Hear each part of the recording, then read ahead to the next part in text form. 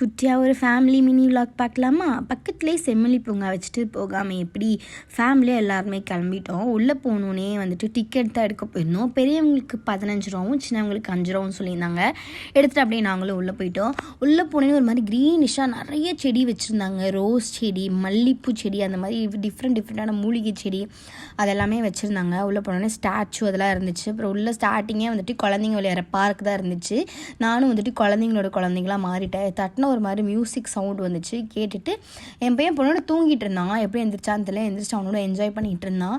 அப்புறம் உள்ளே போனோடனே ஜெயின்வில்லு, கொலம்பஸ் அதெல்லாமே இருந்துச்சு. குழந்தைங்க நல்லா என்ஜாய் பண்ணி விளையாடிட்டு இருந்தாங்க. அப்புறம் நாங்களும் வந்துட்டு ஜெயின்வில் வந்து ட்ரை பண்ணலான்னு போயிட்டோம். நான் இது வரைக்கும் போயிருக்கேன், ஹஸ்பண்ட் போனதில்லை. அவங்களோட எக்ஸ்ப்ரெஷன் பார்க்குறது தான் நான் போனதே. ஒரு மாதிரி பேதி கிளம்புன மாதிரி ஆகிட்டாங்க மேலெல்லாம் போனோன்னே. அதுக்கப்புறம் நார்மல் ஆகிட்டாங்க. அதை பார்த்து நான் என்ஜாய் பண்ணிவிட்டு அப்படியே நாங்களும் வந்துட்டு உள்ளே நடந்து போயிட்டோம்.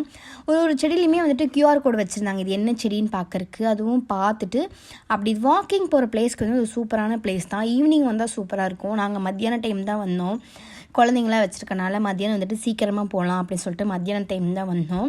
உள்ளே போயிட்டு அப்படியே சுற்றி பார்த்துட்டு அப்படியே நாங்களும் அங்கேருந்து ரிட்டர்ன் கிளம்பிட்டோம். நீங்களும் கோயம்புத்தூராக இருந்தால் இதை போய் ட்ரை பண்ணி பாருங்கள், சூப்பராக இருக்கும். எங்களுக்கு டே எப்படி தான் போச்சு, உங்களுக்கு எப்படி போச்சுன்னு சொல்லிட்டு மறக்காமல் கமெண்ட் பண்ணுங்கள்.